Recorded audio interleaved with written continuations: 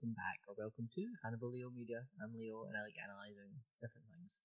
This is the body count series, where we count the bodies of dead bodies in TV shows, and maybe a movie or two.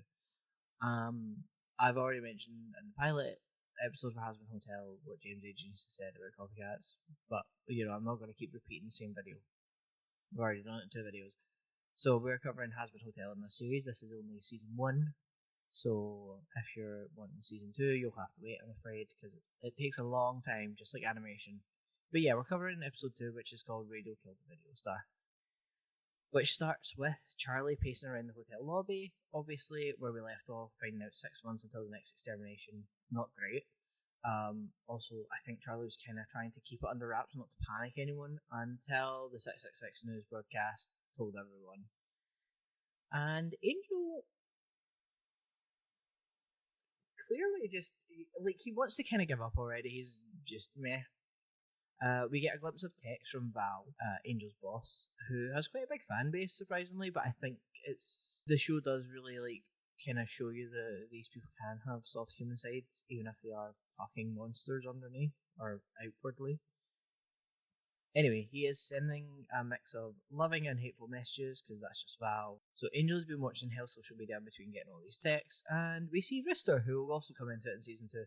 But I thought it was a really funny Easter egg that he's the guy lighting himself on fire, which proves my point from last episode that sinners survive everything but angelic steel. So everyone's losing their shit, basically, which makes Vaggie think that sinners will be desperate enough to join the hotel. But sinners aren't just gonna show up at their door. Or are they? Sir Pinches comes busting through the hotel wall. I wonder where we've seen that one. Ah, yeah, he done that in the pilot. Is this just like a bad habit or a hobby at this point? Like, is Sir Pinches just like, I think I'm going to blow up that hotel today. That one wall. Although, Nifty likes him a lot. She likes bad boys. Ooh, he's a bad boy. Alistair doesn't know who Pinches is, even though they've fought so many times. And Pinches is trying to destroy Alistair so he can impress the V's, who Nifty doesn't know anything about, hilariously. Well, we're about to meet the head of the V's, Vox, CEO of VoxTech, who do all the entertainment for the Pride Ring, which is where all the sinners are. And their company slogan is, Trust Us. VoxTech. Trust us. Trust us. Trust us. With all the swirly eyes going on that TV and everyone being hypnotized, I don't know if we should trust the TV head man. His head also doubles. His head also doubles as a phone and a TV.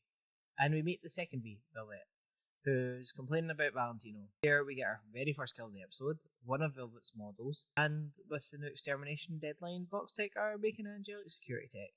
What a businessman. I love Velvet. She is my favourite, one of my favourite V's next to Vox. She's so hilariously bitchy. I fucking love her. I love her. She is, so great. I also ship Velvet and Melissa, and I don't care that we only got a few seconds of time with the two of them. Let me have this.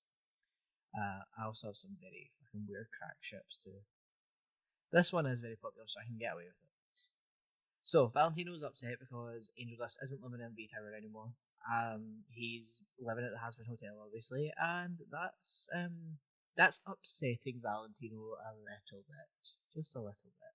Also, the robot called Kitty is totally fizzbot, and I fucking love it. Val's idea is going to the hotel guns blazing, and Vox is like, the fuck you won't. Good choice. Let's not shoot the literal fucking princess of hell. That's for business, right? Val really wants to shoot someone, so Vox offers to call up the lowest earners of the quarter or the month or whatever, which harsh, but Val knows there's something more interesting than Angel Dust in the hotel.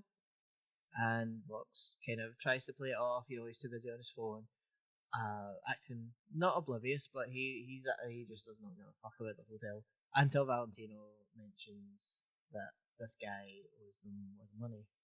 And it's Alistair, which Vox is really upset by. So Vox looks at what's going on outside the hotel through his many TV screens and his cameras everywhere. And Alistair is tossing that blimp around with Sir Pinches inside while Charlie tries to gently suggest that maybe Pinches has had enough. So we get another kill, which is an egg boy.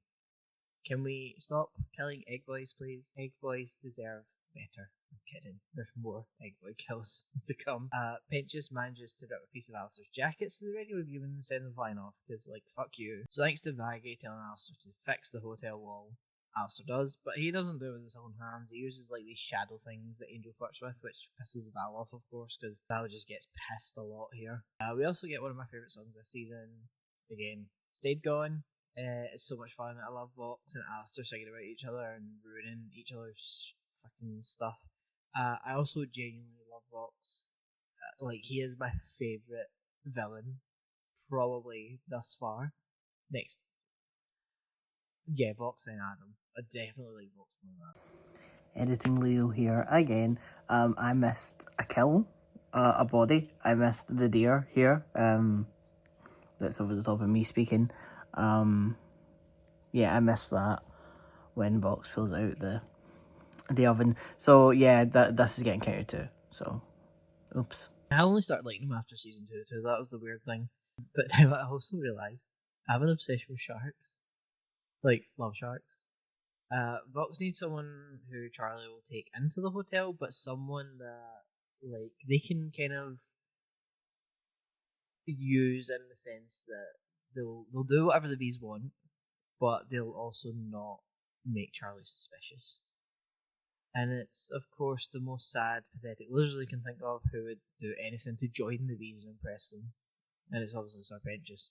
The poor guy, can we give him a break? I like Pinchus, he's not my favourite though.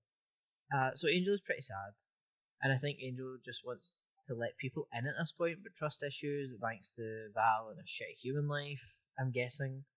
Charlie tries to play a game, it's really cute. It reminds me of the icebreakers we were always meant to do in, like, scouts and at the start of college and stuff. Then Charlie tries to do this weird play, which also reminds me of the weird drug talks we got in school. I feel like Viv has just taken so many weird experiences from, like, school and stuff and went, here you go, do you remember all this weird shit that happened? Like, the drugs are bad, and it always made me just want to, like, be on drugs to get through the entire fucking plot. But yeah, it makes sense for Charlie to do something like that, because Charlie doesn't know what heaven wants. She doesn't know what gets you in heaven, because she's spent her whole life in hell. So she assumes that not doing drugs, not having sex before marriage, even though Pinchus improvised that last bit, yeah, but saying no to drugs and things like that are going to redeem you and get you into heaven. Although I do wonder if Pinchus will stick to the sex before marriage thing. Although I don't actually know. Cherry Snake is. I'm not. Cherry Snake might not even be a thing. I don't know. I'm not into the Angel decides after all this he's going to go to bed because he's pretty upset that Pinchus is getting all the praise for being so good and making such progress. We get some more voicemails showing us what Valentino's like. It's actually quite realistic, I think, personally, from my experience. From my experiences, which can be triggering if you've ever been in a relationship like that. And Fat Nuggets is the best pick trying to comfort Angel Dust. Angel's drinking and feeling sorry for himself when he finds Pinchus trying to hide a camera. A fight breaks out, and Charlie and Vaggie come along to find Angel and Pinchus still fighting. So Angel obviously says, he's spying for Vox Tech. So Vaggie is so ready to spear this fucking snake and just get it over with and go to bed. Also, hello, angelic steel spear. Where the fuck did you get that, Vaggie? I wonder. Vagatha. But Charlie gives him a song, of course, because, she that's how she solves all her problems through singing, because she's a true theatre kid. All about saying sorry. It starts with sorry, genuinely. It's not one of my favourites, and I know that's not an unpopular opinion. Like, everyone suddenly started talking about how much they hate it, and I thought that was quite funny. But it does serve its purpose, and like I said in the last episode, Sir Pinchus is voiced by Alex Brightman. We also see a dead Egg Boy in a memory cloud, and since Pinchus is sorry now, Nifty doesn't think he's a bad boy anymore. I hated that song. Why are you so lame? Not a bad boy. Don't worry, Nifty. We will find you a bad boy. We end the episode with Alistair finding the Vox Tech watch that Pinchus had to communicate with Vox on, and destroying it, which pisses Vox off even more. So that was episode 2, Radio Killed the Video Star. Our next episode is called Scrambled Eggs, but don't worry, no egg boys die in that episode. So that was episode 2 of season 1 of Hazbin Hotel. I hope you enjoyed this. These videos are genuinely shorter than the pilot, just because of how it's working out. But yeah, I hope you're enjoying the series so far. I'm enjoying doing it.